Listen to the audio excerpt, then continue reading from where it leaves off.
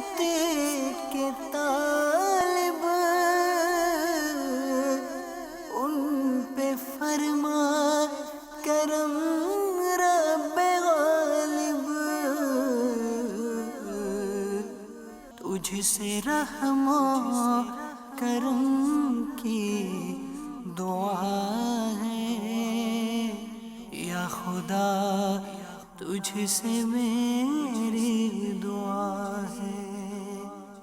الحمدللہ رب العالمین والصلاة والسلام علی سید المرسلین، اما بعد فاعوذ باللہ من الشیطان الرجیم، بسم اللہ الرحمن الرحیم۔ الصلاة والسلام علیک یا رسول اللہ وعلی آلک واصحابک یا حبیب اللہ۔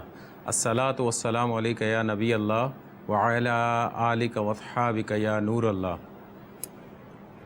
مدنی چینل کے ناظرین، مدنی کلینک کے اندر آج ہم جو ٹاپک لے کر آئے ہیں وہ تھوڑا سا ہٹ کے ٹاپک ہے۔ جیسا کہ آپ کو معلوم ہے کہ عید قرباں کی آمد ہے، اور عید قرباں میں گوشت کا استعمال بہت زیادہ اور بہت کثرت سے کرتے ہیں، لوگ شوق سے کھاتے ہیں، ایک چلتا ہے، ٹرینڈ ہے ہم لوگوں کے یہاں یہ۔ لیکن گوشت کے حوالے سے آج ہم تھوڑی سی بات کریں گے، اور تھوڑی سی بات جو ہے اس کے حوالے سے جو جسم میں نقصانات پیدا ہو سکتے ہیں زیادتی کے استعمال سے، اس کے اوپر ہم تھوڑی سی بات کریں گے۔ اور ساتھ ساتھ جو آج کل ہمارے یہاں سلسلہ کانگو وائرس کا چل رہا ہے، اس کے اوپر بھی انشاءاللہ عز و جل تھوڑی سی بات کرتے ہوئے ہم چلیں گے۔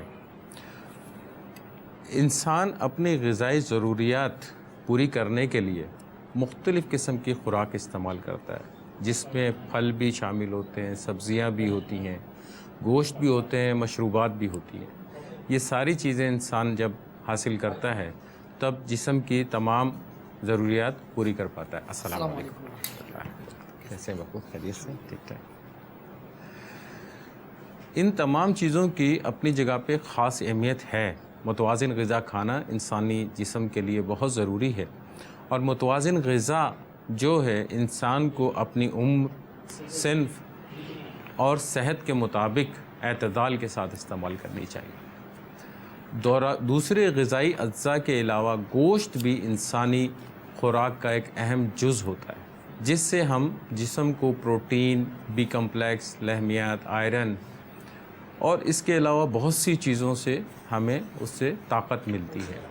لیکن اگر اسی گوشت کا استعمال ہم ضرورت سے زیادہ کرتے ہیں تو یہ ہمارے لیے نقصان دہ بھی ثابت ہو سکتا ہے۔ ایک صحت مند آدمی کے لیے ان ساری چیزوں کا ہونا بہت ضروری ہے، توازن کے ساتھ۔ جیسے کہ میں نے پہلے عرض کیا، اس میں گوشت بھی شامل ہے، اس میں سبزیاں بھی شامل ہیں، اس میں پھل بھی شامل ہیں، اس میں مشروبات بھی شامل ہیں، اس میں پانی بھی شامل ہے۔ یہ سب ہمارے جسم کی ریکوائرمنٹ ہے، ضرورت ہے، تو اس کو ایک توازن کے ساتھ استعمال کرنا چاہیے۔ گوشت کھانے میں غیر معمولی زیادتی سنگین قسم کی صحت کے مسائل کا سبب بن سکتی ہے۔ مرغی یا مچھلی کا گوشت عام طور پر وائٹ میٹ کہا جاتا ہے۔ اس سے انسانی جسم کو پروٹین حاصل ہوتی ہے۔ اسی طرح جو گوشت ہم استعمال کرتے ہیں، چوپائیوں کا یا دودھ پلانے والے جانوروں کا جو گوشت استعمال کرتے ہیں، میملز کا جس کو کہتے ہیں، اس کو ریڈ میٹ کہا جاتا ہے۔ مٹن، چھوٹے کا گوشت جو ہے، اس سے بھی ہمیں ایک پروٹین کی ایک خاص مقدار ہمارے جسم کو ملتی ہے۔ لیکن اگر ہم یہی پروٹین کی مقدار ضرورت سے زیادہ استعمال کرنے لگ جائیں تو وہ ہمارے لیے نقصان دہ ثابت ہوتی ہے۔ اب سوال یہ پیدا ہوتا ہے کہ جو گوشت ہم استعمال کر رہے ہیں وہ کیا نہیں کھائیں؟ بالکل کھانا چاہیے، لیکن جیسے میں نے پہلے کہا، ہر چیز کو اعتدال میں رکھ کر آپ استعمال کریں گے تو زیادہ فائدہ رہے گا۔ گوشت وائٹ میٹ، جیسے میں نے کہا، مچھلی یا مرغی کا جو گوشت ہوتا ہے، اس کے اندر چکناہٹ ایز کمپیئر ٹو بڑے کے گوشت کے کم ہوتی ہے۔ جب آپ بڑے کا گوشت استعمال کرتے ہیں تو اس میں چکناہٹ بہت زیادہ ہوتی ہے، اس میں جو ہے آپ کو پروٹین بھی بہت زیادہ ملتی ہے، جس کی وجہ سے مختلف بیماریاں ہونے کا اندیشہ ہوتا ہے۔ ایک طبی ریسرچ سے پتہ چلتا ہے کہ عام روٹین میں سرخ گوشت کا استعمال مختلف سنگین قسم کی بیماریوں کی نوعیت میں اضافہ کرتا ہے، ضرورت سے زیادہ استعمال۔ اب وہ بیماریاں بڑی سنگین قسم کی ہوتی ہیں، مثلاً کینسر ہے، مثلاً دل کے امراض ہے، مثلاً ڈائبٹیز ہے جس کو ذیابطیس کہتے ہیں، مثلاً جگر کی بیماریاں ہیں، معدے کی بیماریاں ہیں۔ تو اگر آپ کوئی بھی ریڈ میٹ، بڑے گا گوشت وغیرہ یا حد سے زیادہ استعمال کرتے ہیں تو آپ ان چیزوں میں مبتلا ہو سکتے ہیں۔ اب یہ چیز ان لوگوں کے لیے زیادہ خطرناک ہو جاتی ہے جو آلریڈی ان موذی بیماریوں میں مبتلا ہوتے ہیں۔ مثال کے طور پہ خدا نخواستہ کسی کو کولیسٹرول کی بیماری ہے، کسی کو بلڈ پریشر کی بیماری ہے، کسی کو دل کی بیماری ہے، کسی کو معدے کی بیماری ہے، تو ان چیزوں کے استعمال کے بعد ان کی جو کیفیت ہے، ان کی جو تکلیف ہے، اس میں اضافہ ہوتا ہے۔ تو احتیاط کے ساتھ یقیناً ان چیزوں کو استعمال کرنا چاہیے۔ باپو اس سلسلے میں کیا فرماتے ہیں؟ آپ کے گوشت کا، آپ کا تو کافی تجربہ رہا ہے کولیسٹرول کے حوالے سے۔ گوشت کے دن آ رہے ہیں، جی جی، آپ نے گوشت کے حوالے سے اتنا ناظرین سوچے ہوں گے کہ گوشت کھانے کے دن ہے، سیخ کباب بھی بنے گی، تو گولا کباب بھی بنے گی، تو دھاگا کباب بھی بنے گا، اتنے مطلب آئٹمز بنے گے گھر کے اندر، اور ڈاکٹر صاحب نے شروع سے ڈرانا شروع کر دیا۔ باپو اس کا حل انشاءاللہ ہم دیں گے، آپ بیان فرمائیں گے؟ انشاءاللہ حل دیں گے انشاءاللہ الرحمن۔ گوشت کے متعلق آپ نے جو فرمایا کہ دیکھیں گائے کا گوشت ہو یا ریڈ میٹ آپ نے کہا، جی جی، لال گوشت، جی جی، اور یہ بکرے اور جو ہے گائے مچھلی وغیرہ کا، مرغی وغیرہ کا، وہ تو وائٹ میٹ ہے وہ، تو زیادہ جو نقصانات آپ نے بیان فرمائے ہیں وہ تو ریڈ میٹ کے ریڈ میٹ ہے۔ تو یہ بات تو بالکل صحیح ہے کہ کثرت یعنی گوشت خوری، سبزی کو بالکل ہاتھ نہ لگانا، دال ہو تو اس دن گھر سے کھانے کا ناغہ کرنا، جی جی، اچھا دال سامنے آ جائے تو منہ پر ہڑتال جیسی کیفیت پیدا ہو جائے۔ تو اب یہ کہ یہ چیزوں کی کثرت سے نقصان تو ضرور ہوتا ہے، اور جس طرح آپ نے بتایا کہ اتنے سارے نقصانات، اور آلریڈی جو شخص اس میں مبتلا ہے، تو پہلے تو یہ ہے کہ اس شخص کو معلوم کیسے ہو کہ میں اس میں مبتلا ہوں۔ عموماً یہ ذہن ہوتا ہے کہ یار اگر میں ٹیسٹ کروا لوں گا تو کچھ نہ کچھ نکل آیا تو پھر مجھے پرہیز کرنا پڑے گا، مثلا کولیسٹرول نکل آیا، بس صحیح ہوں میں اور کچھ نہیں ہوتا، جانے دیں۔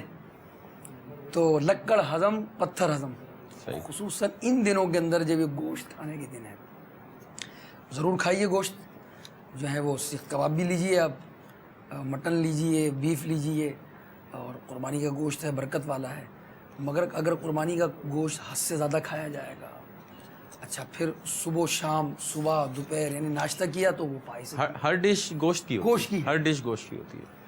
تو اب یہ کہ اس کے نقصانات تو ظاہر ہے، اور میں امپلیمنٹ تو میرے پر ہوا شروع میں وہ یوں ہوا کہ جب پہلی دفعہ ٹیسٹ کروایا تو پتہ چلا کہ بھائی کولیسٹرول بھی کوئی چیز ہے، کچھ آگاہی ہوئی، اور ہمارے مدنی کلینک کا ایک مقصد بھی یہی ہے کہ جو ہے وہ مدنی چینل کے ناظرین کو آگاہ کیا جائے وہ امراض سے، تاکہ ہم احتیاطی تدابیر اختیار کریں اس کے اندر، جس کو ایک تھوڑی سی مشکل اردو میں کہتے ہیں خلیل بھائی حفظ ما تقدم، تو پہلے ہی سے ہم کچھ جو ہیں وہ، یا آپ لوگ اس کو فرسٹ ایڈ کہتے ہیں کہ فرسٹ ایڈ کی صورت میں کچھ لے لیں، کچھ اور بھی کہتے ہوں گے اس میں، ایک بند باندھ لیں، جی ایک بند باندھ لیں، سیلاب آنے سے پہلے بند باندھ لیا جائے، حفاظت کر لی جائے۔ اچھا اب کتنا کھانا چاہیے اور کھا لیں تو پھر کیا احتیاط ہونی چاہیے، پھر یہ نہیں معلوم ہوتا اصل میں۔ گوشت تو کھانا ہے، اب تو یہ دن گوشت کھانے کے آ رہے ہیں، تو پورا سال بہت سارے لوگ ہیں کہ وہ اگر نہاری انہوں نے کھانی ہے ڈاکٹر صاحب، تو وہ جیسے میں ایک اسلامی بھائی کے گھر گیا تو کہنے لگے کہ یار بغیر نلی کے نہاری کا فائدہ ہی کیا، یعنی یوں سمجھیں کہ وہ اگر ان میں شخصیات نہ ہو، نام رکھے ہوئے انہوں نے، اچھا مثلاً اگر بریانی کے اندر شخصیات ہی نہ ہوں تو بریانی کھانے کا مزہ کیا؟ اور شخصیت کیا ہے؟ وہ جو میٹ ہے نا وہ شخصیت ہے، بوٹی ہے، یعنی بعض جگہ یہ دیکھا کہ بھائی وہ شخصیت نہیں ہے، بھائی اچھا کھانے میں شخصیت نہیں ہے، یا بعض نے کوروٹ بنایا ہوئے بھائی وہ گرم لے کے آؤ، تو گرم تو آ ہی رہا ہے، اور گرم لاؤ، یعنی اور گرم سے مراد یہاں پر یہ ہے اور بوٹیاں لے کے بوٹیاں ہیں، صحیح۔ تو اب یہ کہ وہ نہاری کھانے میں مزہ ہی نہیں ہے جب تک اس نہاری کے اندر نلی نہ ہو، اس نہاری کے اندر مغز نہ ہو، اور پھر وہ کہنے لگے یار میرے والد صاحب کو تو یہ مرض تھا، اب مجھے یہ مرض ہو گیا، اس سے پہلے سب کچھ کھا لوں میں، اگر بعد میں ہو گیا نا تو پھر میں یہ کھا نہیں سکوں گا۔ ایک کانسیپٹ یہ بھی ہے صحیح. تو اب یہ کہ گوشت کتنا کھانا چاہیے، اور جو گوشت خور ہیں یا بہت زیادہ گوشت استعمال کرتے ہیں تو ان کو کون سے ٹیسٹ کروانے چاہیے؟ اس میں باپو بڑا اچھا آپ نے سوال پوچھا کہ گوشت کھانا کتنا چاہیے. تو آپ نے پابندی تو لگا دی، لیکن کھانا بھی ضروری ہے، وہ ہمارے جسم کی ضرورت ہے. تو اس کے اوپر ایک اسٹڈی بیسیکلی موجود ہے کہ اگر ہم 70 گرام گوشت ڈیلی بیسس پہ کھاتے ہیں، یعنی کہ ہفتے کا کم و بیش 500 گرام بنے گا، آدھا کلو قریب. ٹھیک ہے، ہفتے کا؟ ایک ہفتے کا آدھا کلو گوشت بنے گا. کڑھائی تو 1 کلو سے کم کی بننا تو نہیں، میں جو صحت مند رہنا چاہتے ہیں ان کے لیے مطلب ریکوائرمنٹ جو ہمارے جسم کی ہے، اگر آپ وہ لیں گے 70 گرام ڈیلی بیسس کے اوپر یا آدھا کلو پر مہینے کے حساب سے آپ اس کو استعمال کر سکتے ہیں. اگر اونس میں جاتے ہیں تو 17 اونس بنتا ہے. تو اس حساب سے اگر آپ یوز کریں گے تو یہ ایک تو نقصان نہیں رہے گا. جہاں دوسری بات آپ نے کی تھی، شروع میں کہی تھی کہ اب گوشت کیا کھائیں نہیں، سیزن بھی آ رہا ہے، گوشت کھا سکتے ہیں، لیکن اس کی جو سائیڈ ایفیکٹس ہیں، جس کو آپ نقصانات کہہ سکتے ہیں، اس کو آپ کم سے کم کس طرح کر سکتے ہیں؟ بہت آسان ہے. اپنے گوشت میں سبزی کا استعمال کر رہے ہیں، سبزی آپ استعمال کر لیں گے، وہ ایک طرح سے نیوٹرلائز کر دے گی اس کو. کسی بھی سبزی کسی بھی قسم کی، چاہے وہ بھنڈی کی شکل میں ہو، بھنڈی گوشت بڑے شوق سے لوگ کھاتے ہیں، اروی گوشت بڑے شوق سے کھاتے ہیں. اس قسم کی سبزیوں کا اگر آپ استعمال کر کے اس میں شامل کر کے کھائیں گے تو زیادہ فائدہ رہے گا. اب اگر آپ باربیکیو کی طرف جاتے ہیں کہ سیزن باربیکیو کا بھی آ جائے گا، تو آپ باربیکیو میں دیکھیں گے، اگر آپ ٹرینڈ دیکھیں گے تو شملہ مرچ اس کے اندر شامل ہوتی ہے. ٹھیک ہے نا، جب آپ باربیکیو کر رہے ہوتے ہیں، لیکن عموماً گھروں میں یہ سلسلہ نہیں ہوتا ہے. لیکن آپ شملہ مرچ کو اس کے اندر ایڈ کر لیتے ہیں، پیاز کو اس کے اندر ایڈ کر لیتے ہیں، تو آپ کو کافی حد تک فائدہ ہو جاتا ہے. شاشلک اسٹک ایک جو ہے وہ ایک ڈش آتی ہے، جی، مطلب اس کو تو پلیٹ میں دیتے ہیں وہ، مگر اس کو بنانے کا میں نے طریقہ یہی دیکھا جو آپ فرما رہے ہیں کہ اس میں چھوٹی والی جو پیاز ہے نا، وہ سیخ پہ لگاتے ہیں، شملہ مرچ لگاتے ہیں. اچھا، بعض لوگ ٹماٹر بھی لگاتے ہیں. ہمارے یہاں ٹماٹر کا جو ہے عموماً باربیکیو کرنے کا رواج ذہنی نہیں ہوتا، باہر ہے یہ بالکل.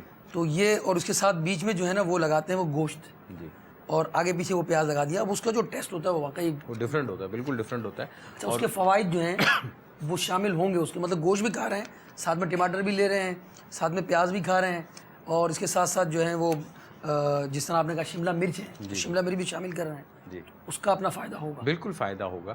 لیکن یہ صرف اپنے جو ڈاکٹرز ہیں، خدا نہ خواستہ کوئی اس چیز میں مبتلا ہے، موذی مرض میں مبتلا ہے، تو وہ یہ نہ سمجھے کہ یار مدنی کلینک میں کہہ دیا تو کھا لو.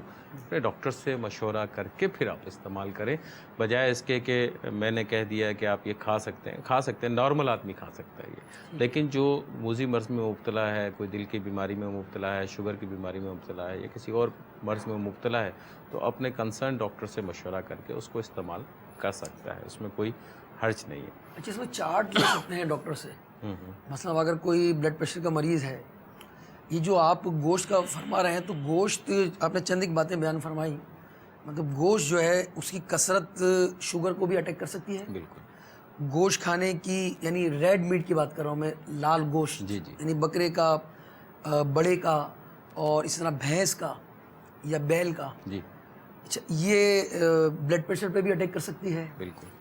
یہ کولیسٹرول پہ بھی اٹیک کر سکتی ہے، وہ بھی یعنی متاثر ہوا کولیسٹرول بھی.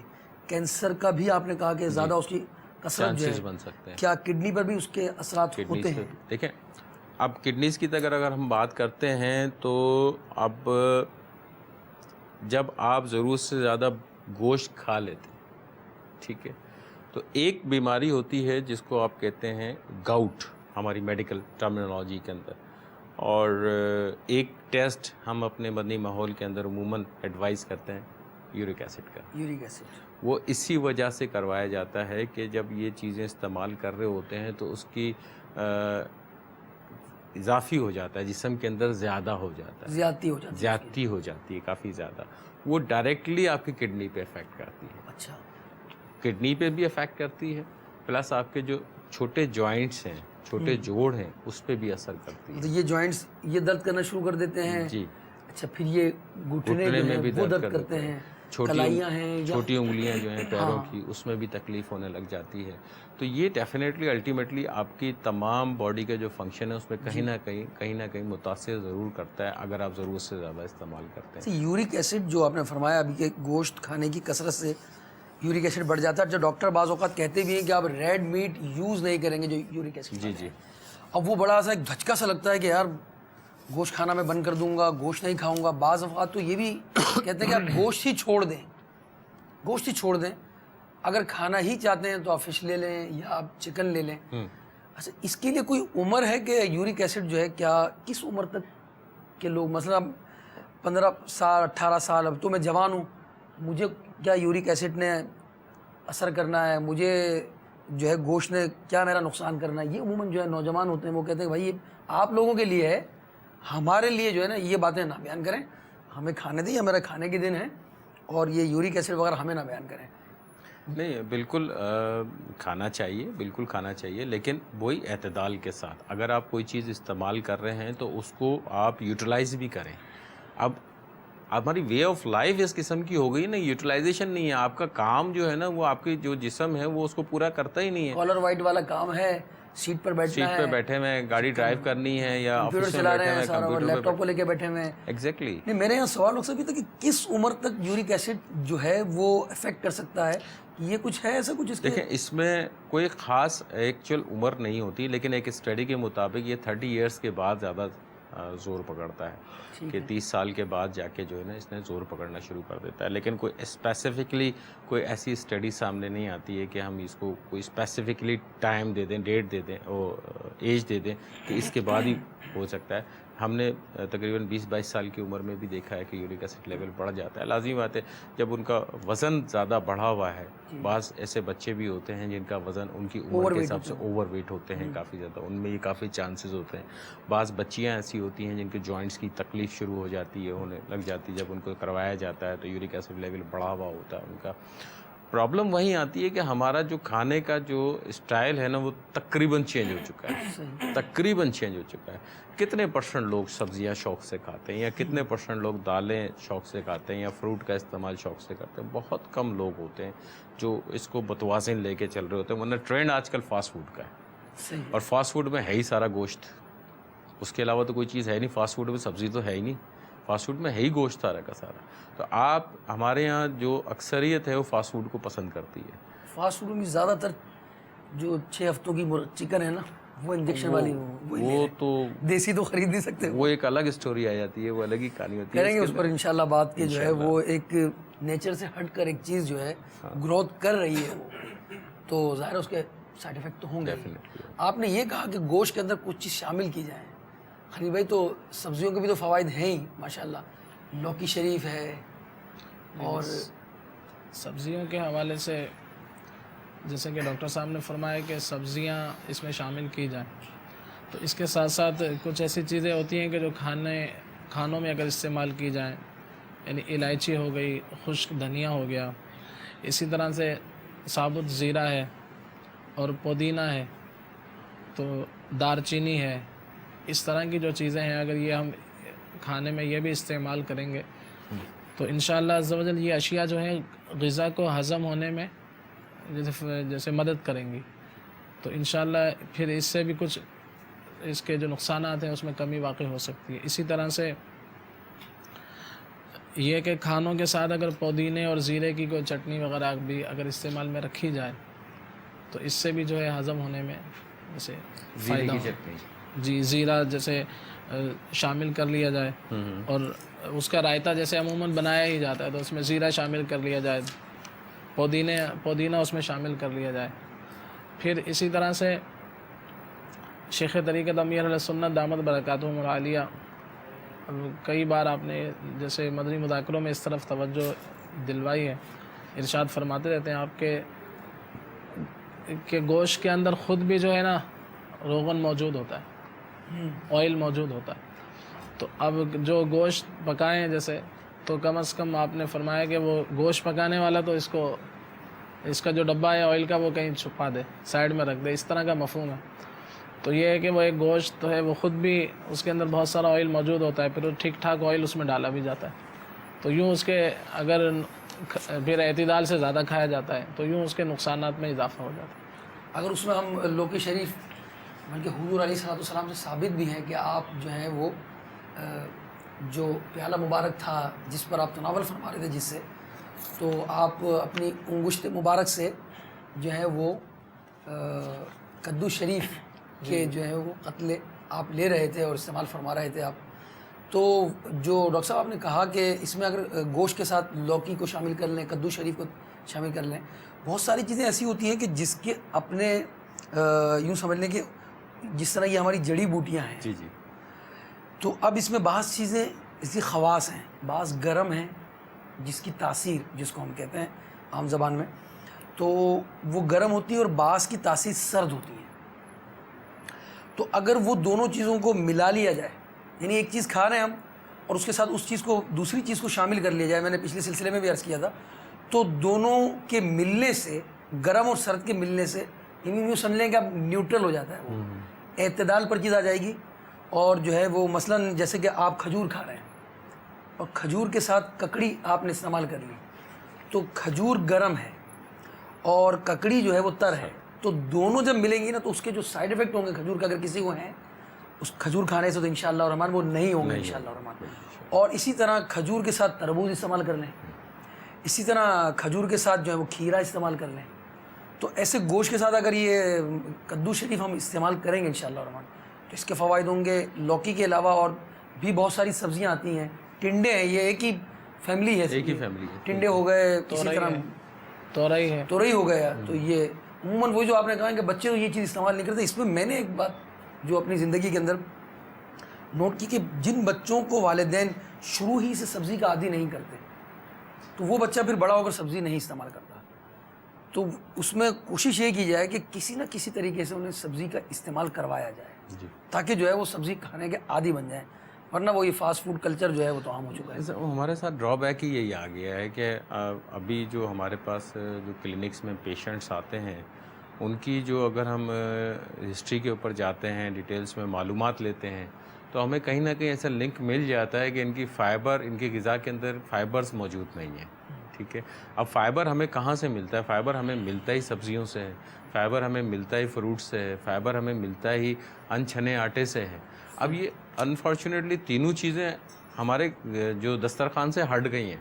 ہمارے دسترخوان میں شاذ و نادر ہی ہفتے 10 دن میں 20 دن میں کوئی ایک آدھ سبزی کی ڈش سامنے آ جاتی ہے، وہ بھی جو ہے بچے جو ہیں وہ منہ چڑھاتے ہیں۔ بات وہیں آتی ہے کہ جیسے آپ نے فرمایا کہ شروع سے اگر ان کی عادت ڈالی جائے گی تو ڈیفینیٹلی وہ اس کو پسند بھی کریں گے، اور ایسا نہیں ہے کہ اچھی نہیں بنتی سبزیاں، ماشاءاللہ بہت اچھی سبزیاں بنتی ہیں، کھانی چاہیے انسان کو، اور وہ صحت کے لیے بہت اچھی ہوتی ہیں، بہت زیادہ ہی اچھی ہوتی ہے۔ ایون جو قبض کے مریض ہوتے ہیں یا کوئی جس کا پیٹ کا نظام صحیح نہیں ہوتا ہے، وہ بھی اگر سبزی وغیرہ کا استعمال کریں گے تو کافی حد تک فائدہ ہوگا ان کو۔ یہ جو ایک کہتے ہیں نا کہ الامراض قبض کو کہتے ہیں، اس بیماری سے جان چھوٹے گی آپ کی، اور پھر اس کے بعد سے جو ہے پھر وہ جو دوسرے مسائل شروع ہو جاتے ہیں، دوائی اپنا گوشت وغیرہ زیادہ استعمال کرنے سے آپ کا یورک ایسڈ بڑھتا ہے، آپ کا ایسیڈیٹی بڑھتا ہے، آپ سبزیوں کے مقابلے میں گوشت دیر سے ہضم ہوتا ہے، ڈائجیشن کم ہوتی ہے اس کی، پھر وہ جس میدے پہ جا کے جو میدے کی جو جھلی ہے اس پہ زیادہ اثر بھی کر رہا ہوتا ہے، پھر وہاں پہ السر ڈیولپ ہو رہا ہوتا ہے، وہاں پہ الٹیوں کی کیفیت ہونے لگ جاتی ہے، پیٹ میں مطلب آپ کو بہت ساری پرابلمس مجموعہ بن جاتا ہے، بالکل امراض نہیں، امراض کی ماں جی قبض کو کہا گیا ہے، اور اس کی ایک وجہ جو آپ نے بتایا کہ یہ سب چیزیں جو اس پر افیکٹ کرتی ہیں، قبض کی صورت جو بنتی ہیں وہی کہ ایسی چیز ہم کھا ہی نہیں رہے، وہ ریفائن کیا ہوا آٹا جس میں بالکل سب کچھ نکلا ہوا ہے، وائٹ فلور ہم یوز کر رہے ہیں، اس کے ساتھ ساتھ جو ہے وہ کوئی فائبر والی چیز ہماری نام سبزی کھا رہے ہیں، نہ چھنا ہوا انچھنا آٹا کھا رہے ہیں ہم، اور جو ہے وہ فروٹ کے اندر بھی وہ فروٹ بعض چیزیں ہیں جس میں فائبر ہے، جیسے چیکو ہے، اگر اس کی جو بھی چھلکے والی ہیں، تو یہ چھلکے والی جو فروٹس ہیں وہ چھلکے کے ساتھ کھانا چاہیے۔ ابھی اسی ہفتہ وار اجتماع میں رات میں ہم اجتماع کے بعد بیٹھے تھے تو ایک اسلامی بھائی نے مجھے وہ آڑو پیش کیا، تو میں نے آڑو کھایا تو کہنے لگا ایسے کھا لیتے ہیں اس کو، کہ جی ایسے ہی کھانا چاہیے اس کو۔ امیر علیہ سنت کی خدمت میں ایک شخص حاضر تھے، وہ چیکو پیش کیے گئے تو انہوں نے چیکو کھایا اور اس کے چھلکے نکال کر نا وہ ایسے دسترخوان، آپ نے فرمایا یہ بھی کھانے کی چیز ہے، تو یہ بہت سارے چھلکوں کے اندر فائبر بھی موجود ہوتا ہے بہت بہت فائدہ ہوتا اور ہے. وہ ظاہر ہے جو ہے بہت فائدہ ہوتا ہے. معدے کے لیے بھی فائدہ مند ہے, قبض کے لیے بھی فائدہ مند ہے. بہت فائدہ ہوتا ہے. ہر مطلب آپ کو کوئی بھی فروٹ ہے, اگر فرض کریں کوئی ایسا فروٹ ہے جس میں چھلکا اتارنے کی جیسے انگور ہے, اور اس میں تو چھلکا ہوتا ہی نہیں ہے, آپ کھائیں گے اس میں پانی ہوتا ہے. دو فائدے, ایک تو پانی بھی مل رہا ہے, فائبر بھی مل رہا ہے آپ کو, اور پانی کے ساتھ وٹامن سی بھی مل رہی ہے. مطلب بہت سارے فوائد ہوتے ہیں اس کے اندر. مگر اب دوسرا کام ہو رہا ہے نا, اب یہ کہ کھیرا لے رہے ہیں تو کھیرے کو پورا اس کا چھیل دیتے ہیں وہ. اسی طرح جو ہے وہ ایپل لے رہے ہیں تو ایپل کو بھی چھیل رہے ہیں, وہ ناشپتی لے رہے ہیں, تو دیگر اس طرح کئی چیزیں جو ہیں وہ اس کو اس طرح یوز کیا جا رہا ہے کہ جو اس کے جو وٹامنس تھے یا جو اس کے اندر فائبر تھا وہ سب تو آپ نے ڈسٹ بین میں ڈال دیا. تو یہ بہرحال مدنی چینل کے ناظرین آپ بھی نوٹ کر لیں کہ اس طرح چھلکے والی جو غذائیں بہت ہی فائدہ مند ہوتی ہیں. کھیرا جو ہے اس کو چھلکے کے ساتھ استعمال کریں, ککڑی تو استعمال کی جاتی ہے, آڑو ہے, اس کے ساتھ ساتھ جو ہے وہ سیب ہے, تو اس کو بھی آپ چھلکے کے ساتھ استعمال کریں. اس کے اپنے فوائد ہیں اور بہت سارے چھلکوں میں فائبر پایا جاتا ہے. میں نے ایک کھیرے کا نسخہ پڑھا تھا کہ بعض سر درد کی صورتیں ایسی ہیں کہ اگر کھیرے کے چھلکے کو اتار کر جو ہے وہ لیپ کیا جائے, یعنی جو ہے پیشانی پر اس کو جما دیا جائے کچھ دیر, تو سر کا درد جو ہے وہ دور ہو جائے گا. تو یہ چھلکے کا ایک فائدہ ہے, اور کھانے میں بھی ظاہر ہے اس کا فائدہ ہے. بالکل. اچھا, اس میں اور بھی بہت سارے فائدے ہوتے ہیں. آپ کو اسکن کی جو پرابلمس ہوتی ہیں اس میں کافی فائدہ ہوتا ہے. آپ کو وٹامن ای اس کے اندر ملتا ہے, سبزیوں کے اندر ایک وافر مقدار میں ملتا ہے. عموماً آپ نے دیکھا ہوگا کہ وہ جب آپ کسی بھی ایسی جگہ پہ جاتے ہیں جہاں پہ یہ میک اپ وغیرہ ہوتا ہے, فیشیل وغیرہ کرتے ہیں, عموماً دیکھا وہ کھیرے ہی کاٹ کے جو ہے نا وہ لگاتے ہیں. وہ اس کے پیچھے لاجک دیکھا تو نہیں ہے, نسخہ جات میں ضرور پڑھا. ہاں, وہ ایک لاجک ہوتی ہے اس کے پیچھے. وہ یہی کہ اس کی جو اسکن ہے اس کو بڑا اچھا وہ اس کو موئسچرائز کرتا ہے اور اچھا فائدہ دیتا ہے اس کو. تو آپ سب یہ جو بات آپ نے بیان فرمائی, تو اس میں نیچرل کئی ایک چیزیں ہیں جو لوگ یہ فیس کو یوز کرتے ہیں, فیس واش یوز کرتے ہیں یا اور چیزیں. تو اس میں جس طرح آپ نے کھیرے کا کہا تو اس پر میں نے کئی ایک چیزیں دیکھی, جیسے شہد ہے. اگر مدنی چینل کے ناظرین بھی نوٹ کر لیں کہ شہد کے چند قطرے آپ لے لیں اور آپ اپنے چہرے پر مل لیں, بہت سارے لوشن میں دیکھتے ہیں وہ ہانی شامل ہوتا ہے اس میں. تو اگر آپ اس کو چہرہ دھونے کے بعد تھوڑا سا جو ہے وہ ہانی کو, یعنی شہد کو آپ اگر چہرے پہ مل کر صاف کر لیں ٹیشو سے, آپ دیکھیں کہ بہت سارا میل جو ہے آپ کے چہرے کا اتر جائے گا. باپو یہاں پہ ایک سوال یہ پیدا ہوتا ہے کہ شہد اصلی لائیں کہاں سے؟ یہ تو اصلی شہد کی تاثیر ہوگی نا. اب مارکیٹ میں ہم لوگ لینے جاتے ہیں تو وہاں پہ ہمارے جیسے آدمی کو تو اصلی شہد کی پہچان ہی نہیں ہے. ہمیں تو جو بولیں گے ہم لے جائیں گے اٹھا کے, اور وہ اچھی پیکنگ ہے, خوبصورت پیکنگ ہے, اور ایک کمپنی کا اچھا نام ہے, جی لے کے چلے جاتے ہیں, استعمال کر لیتے ہیں. جیسے مثال کے طور پر اصلی گھی کے نام سے چل رہی ہے مارکیٹ کے اندر, بہت سارے چل رہے ہیں. مگر ابھی جو یہ فارمنگ کا جو ہو رہا ہے شہد, یہ بھی اصلی ہی ہوتا ہے. یعنی اس کے وہ شاید فوائد نہ ہوں جو, جیسے وہ نیچرل کی بات ہے کہ ایک مکھیوں نے اپنا ہی جو ہے وہ گھر بنایا ہے اور وہ انہی باغات میں جا رہی ہے. اور یہاں یہ ہے کہ اگر پھول ہیں اور ان کی مکھیاں بھی رکھی ہوئی ہیں اور وہ پھولوں ہی سے لے رہی ہیں, تب تو پھر وہ فارمنگ جو ہوگی اس میں وہ شاید اصلی ہی کہا جائے گا. اور جو ہے امیر اہل سنت سے بھی اس کے حوالے سے ایک مرتبہ بات چیت ہو رہی تھی ہماری, مگر اب اس میں بھی 2 نمبر کام اگر یہ کر رہے ہیں لوگ کہ گڑ رکھ رہے ہیں جی, یا چینی کا شیرہ رکھ رہے ہیں اور اس پر مکھیاں جا کر بیٹھتی ہیں, پھر جا کے وہ چھتے پہ شہد اگلتی ہیں. ظاہر اس کے وہ فوائد تو نہیں مل سکیں گے کہ ریفائنڈ شوگر سے وہ مل رہا ہے یا گڑ سے مل رہا ہے. ہاں, اگر باغات اس نے کے اندر ہی اگر فارم بنایا ہوا ہے تو ظاہر اس کے فوائد تو ملیں گے, بہت فائدے ہیں اس کے. کم از کم میں سمجھتا ہوں اگر وہ شہد ہم نہیں جو نیچرل حاصل کیا جاتا ہے, جو جنگلی مطلب جو ہے جو چھوٹی مکھی کا شہد بھی کہا جاتا ہے, بڑی مکھی کا شہد بھی کہا جاتا ہے, آپ کو تو اس کا کچھ اندازہ ہوگا ویسے. تو خلیل بھائی, وہ جو باغات میں یا جنگلات کے اندر جو شہد ملتا ہے, مگر جو فارمنگ کے اندر بھی اگر اس طرح شہد مل جاتا تو وہ بھی فائدہ تو ہوتا ہی. ورنہ یہ اتنی دوائیاں بن رہی ہیں, آپ کے معجون بن رہے ہیں, لوک بن رہے ہیں, تو مدنی چینل کے ناظرین سوچ رہے ہیں کہ کیا ہے یہ لوک, معجون اور بھی اس کی کچھ قسمیں ہوتی ہیں. تو اس میں اکثر یہ ہوتا ہے خمیرہ کہتے ہیں, خمیرہ بھی ہوتا ہے, اس میں یہی ہوتا ہے, جوارش بھی ہوتی ہے. جی, یہ مطلب جو ہے بعض چیزیں بہت زیادہ گاڑی ہیں تو اس کا نام کچھ اور ہے, اس سے کچھ ہلکی ہیں تو اس کا نام کچھ اور ہے. کچھ چیزیں چٹائی جاتی ہیں اس کو لوک کہتے ہیں. جیسے جو ٹونسلس کے مریض ہوتے ہیں ان کو لوک کی صورت میں غذا دیتے ہیں, تو وہ ہلکے ہلکے نگلتا ہے تو گلے پر وہ دوائی اثر کرتی ہے، اور جب وہ نگلتے ہیں تو اس سے ٹونسلس کے لیے وہ دوائی فائدہ اس کو لوک کہا جاتا ہے. خمیرے کے بھی تو یہ اس کا کچھ تار بھی بناتے ہیں. مثلاً جب وہ شیرہ ڈالا جاتا ہے، پھر شہد میں بھی یوز ہوتے ہیں وہ، پھر تار کی صورت میں جو گاڑھا ہے تو اس کا نام معجون ہے، اگر اس سے زیادہ ہلکا ہے تو شاید اس کو جوارش کہتے ہیں، اس سے اگر وہ ہے زیادہ لکوڈ صورت میں اس سے کم تو اس کو جو ہے وہ لوک کہتے ہیں، پھر وہ سیرپ کی صورت آ جاتی ہے. وہی شہد استعمال ہوتا ہے جو آپ فرما رہے ہیں زیادہ تر کے. ظاہر بات ہے کہ اس طرح سے بالکل چھتے سے آیا ہوا اور جو اصلی شہد جس کو کہا جاتا ہے تو وہ تو ظاہر بات ہے کہ دستیاب اتنی کثرت سے ہونا ایک الگ معاملہ ہے. لیکن یہی ہوتا ہے کہ اچھے مستند اگر جو کچھ کمپنیاں یا ایسے ادارے ہوتے ہیں کہ جو ان کے فارم ہوتے تو فارم کا ہی شہد ہے، لیکن یہ کہ اس کے فوائد ہوتے ہیں، وہ تو نہیں ہوتے لیکن نقصان دہ نہیں ہے. اور جو جس طرح آپ نے فرمایا کہ جو بالکل ہی اس طرح کے چینی اور اس کے تو وہ پھر نقصان. اچھا، اس میں ہم عید قربان کے حوالے سے بات کر رہے تھے، تو اس میں جو اب جیسے مثال کے طور پہ قربانی ہو جاتی ہے، قربانی کے بعد جو گوشت کا ایک سلسلہ چلتا ہے، اس میں ایک باربیکیو کا سلسلہ چلتا ہے، تو عمومی طور پہ یہ دیکھا گیا ہے کہ جو باربیکیو وغیرہ بنتے ہیں وہ صحیح طرح سے بنتے نہیں ہیں، پکتے نہیں ہیں،